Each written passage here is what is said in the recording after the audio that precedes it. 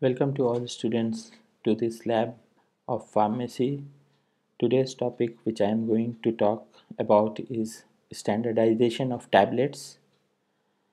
Myself Dr. Irfan Ahmed Khan, and I will be taking your this pharmacy lab. My email ID and my phone numbers are mentioned. If you have any query you can mail me or make a WhatsApp message.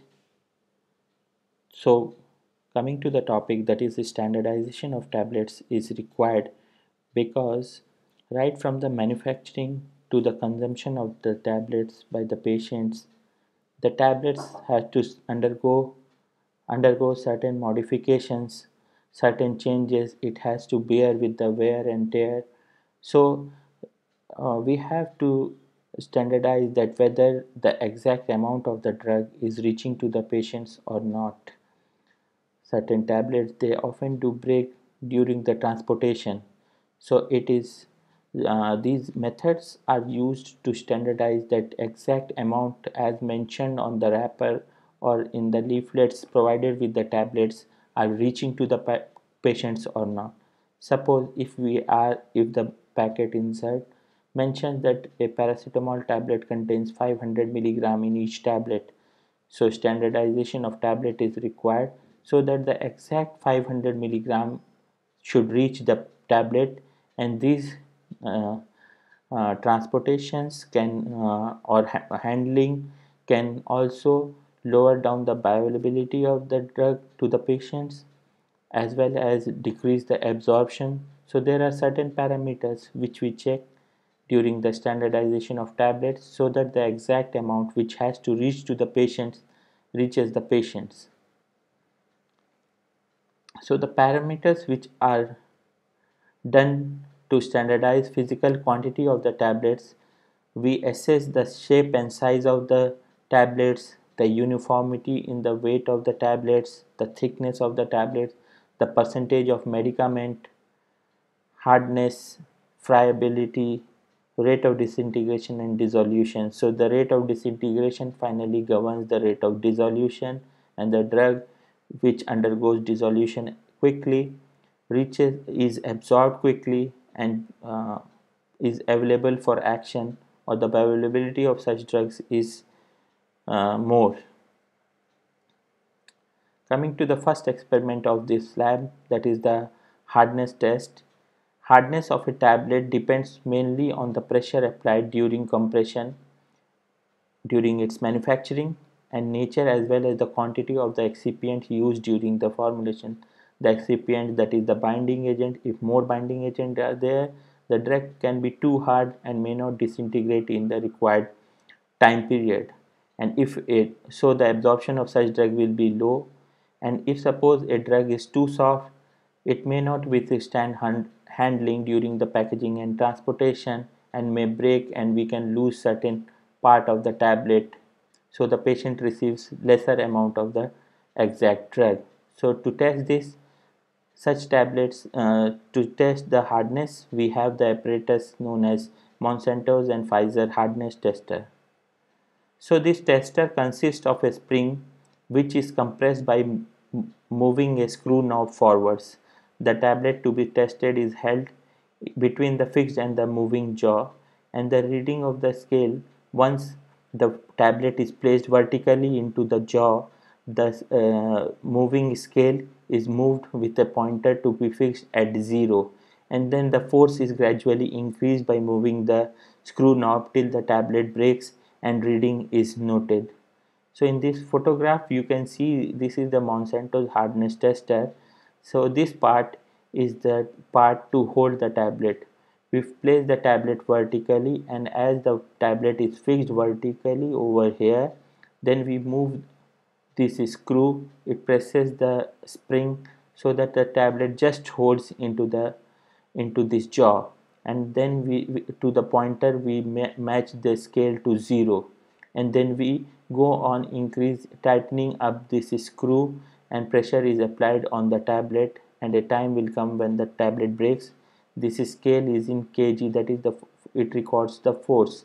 So the moment the tablet breaks we note down the reading.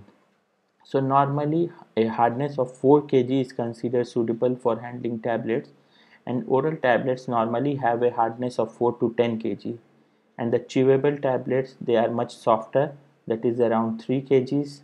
Sustained release tablets are much harder, that means 10 to 20 kgs. So if a sustained release tablet is much softer, that it breaks at around suppose 3 kg, so we have to discard such sustained release tablet because they are not going to be in the body for a longer duration, and the goal of such tablets is perished. So we have to make such tablets harder. The binding agent are to be put more so that we have a hardness of 10 to 20 kgs, and the hardness generally increase with normal storage of the tablet, and it also depends on the shape, chemical properties, binding agent, and the pressure applied during compression. So the clinical implication of hardness test is that a tablet which is too hard will affect its absorption, a tablet which is too soft will be absorbed faster, and more will be the bioavailability of such drugs. So all these three tests which I am talking right now, first I have talked, the other two which I will be talking, these tests have clinical implication that they are going to affect the absorption and the bioavailability of the drug. So we have to test them. So the experiment for the student is to evaluate the hardness of a tablet. You are being provided with certain tablets. You place the tablets in the tester, adjust the scale at 0, apply force by moving the screw knob, and read the force required to break the tablet. So this is observation table. You take 5 or 6 tablet of a batch, and then you measure the hardness of individual tablets, sum it up and take out the mean, and you can draw the inference. If suppose a chewable tablet is having a hardness of suppose 10 kg, that means that tablet is not suitable as a chewable tablet, so we have to discard such tablets. And vice versa, if a tablet is having hardness of more than suppose 20 kg, so we have to discuss that tablet, we do not require such tablets. The second test for this lab is the friability test apparatus or the friabilator. So this test is performed to evaluate the ability of the tablet to withstand abrasion in packaging, handling, and transportation.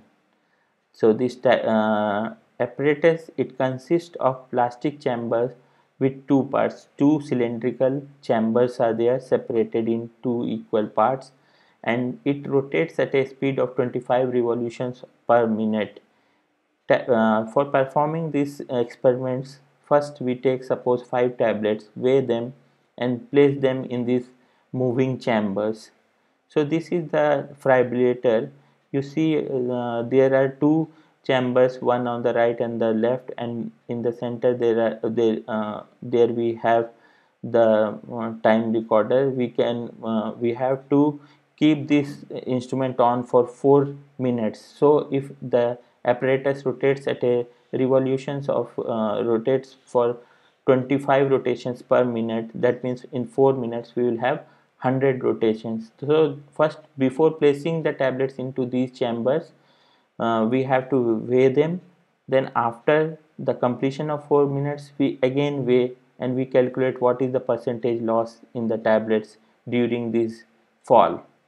So the chamber rotates for 4 minutes or 100 revolutions, and each revolution the tablet will fall from a height of 6 inch, and this from the middle to the top it is 6 inch, and this will produce the shock or will produce the break in the tablets. And after 100 revolutions the tablets are weighed again, and the loss in the weight, that will indicate the friability, that how much percentage we are losing the tablets during these shocks. So the acceptable limit for any tablet is less than 0.8%. That means there should be, after these 4 minutes, if a tablet we are losing more than 0.8% weight, that means the tablet is not suitable for consumption. If we are having the tablet, the loss or the friability is less than 0.8%, then it's okay for consumption. So the experiment is that you have to evaluate the friability of certain tablets. The students are provided with tablets. They weigh the tablets first, then place the tablet in the drum of the apparatus and start the apparatus for 4 minutes. Then they weigh the tablet again and calculate the percentage loss. Suppose weight of the tablets before experiment was W1, weight after experiment is W2, so the loss of weight is W, that is W1 minus W2, so the percentage loss is W into 100 divided by W1. So thus we can calculate the percentage of loss, and if the friability is more than 0.8%, we have to discard such tablets. Third experiment we have in this is the disintegration test apparatus. So in the disintegration test apparatus, this test is performed to find out the time within which the tablet disintegrates. So the tablets, they are placed in this apparatus and the drug they disintegrates or break down, and the time comes when all of the tablet gets disintegrated. We have to note the time.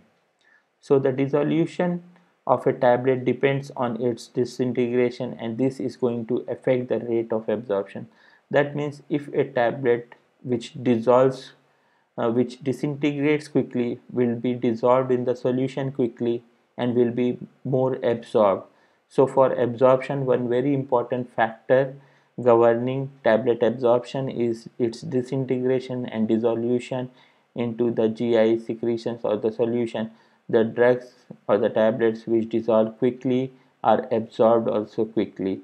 So if a tablet does not disintegrates quickly or dissolves quickly, the drug will be absorbed at a much slower rate, and this forms the idea for having the sustained release tablets.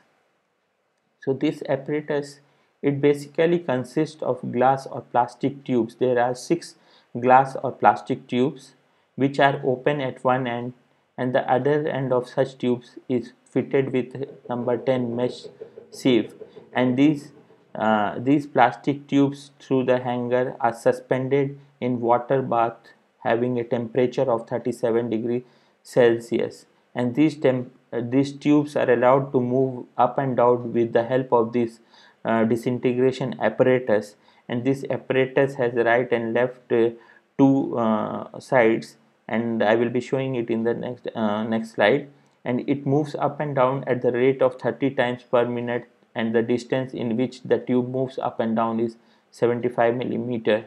So this is the photograph, and this is the chronograph where the time is recorded for how long the machine is going to operate. We have these are the different tubes, and the bottom side that is having the sieving, the upper one side is open.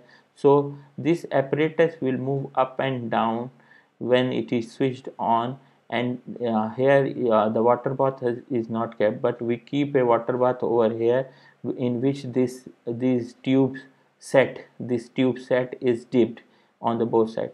So for performing this experiment, we can have some coated tablets on one side, uncoated tablets on the other side. We place certain 5 or 6 in each tube. We keep one tablet only, and we suppose we have kept 5 tablets on this side and 5 tablets, coated tablets, on this side, and we switch it on.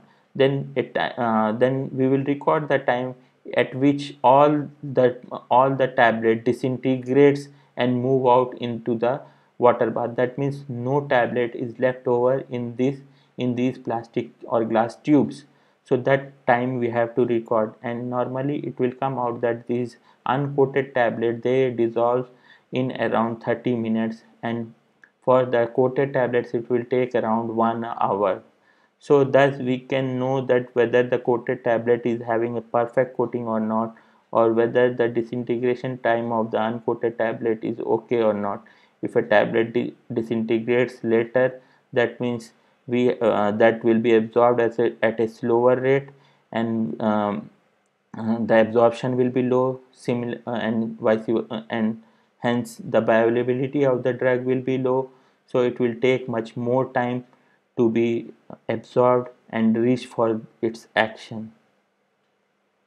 So we, in this experiment, we place 5 tablets in each tube, 5 tablets, 1 tablet in each tube, and these by switching on this machine we allow these tubes to move up and down in the water bath, in which the water is kept at 37 degrees Celsius. The disintegration time is noted when all the tablets pass through the sieve. Normally an uncoated tablet will take 30 minutes, coated tablet will take around 60 minutes. And the experiment which you are going to perform is that you have to test the disintegration of tablets. What experiment you do is you place 5 tablets in 5 tubes containing 5 tubes containing distilled water at 37 degrees Celsius, and allow this tube to move up and down till the tablet disintegrates completely. You note down the time taken for the disintegration. So in the right side, if you have taken coated tablets, you have to note it down. In the left, you have to take an uncoated tablet, you note it down, and you calculate the disintegration time.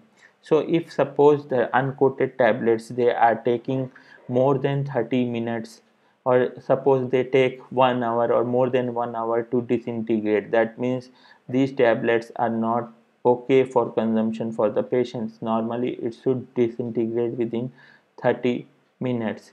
If suppose we have dispersible tablets, so if we check the dispersible tablet in this disintegration test, they will disperse within a minute. And if we are taking suppose coated tablets, so if the coated tablet disintegrates within 30 minutes, that means they are not okay for consumption. Ideally they should disintegrate in around 1 hour. So if we get such tablets, we have to discard those tablets, and they are not proper or good for the consumption of the patients. So today you have learned about 3 important tests to perform for standardization of the tablets. So this will help for the better compliance or better output of the patient, and we will have an appropriate amount as mentioned on the tablets. The amount, exact amount, is being delivered to the patient. The hardness is okay, the disintegration is okay, the dissolution is okay, the friability is okay, so that the exact amount which the patient should receive through these tablets is being given to the tablet. The absorption will be good, the bioavailability will be exact as per the documents, and that will help in a better care of the patient. And so the exact amount will be delivered to the patient. So I will like to take up questions. One of the questions which came to me, that how many tablets, so why not we give extra amount of the tablets right from the manufacturing. So it is not possible. Certain people are getting a tablet less handled, then they can get more of the amount of the drug. So we have to give what is mentioned. If 500 milligram of paracetamol is mentioned, that means we have to give 500 milligram, but and we have to standardize those tablets in such a way that this exact amount reaches the patient. And the second question, one student asked, in each tube of the disintegration test, how many tablets we have? In each tube we have to keep 1 tablet only. So the take home message right now is stay home, stay safe, avoid going out unnecessarily. Thank you very much.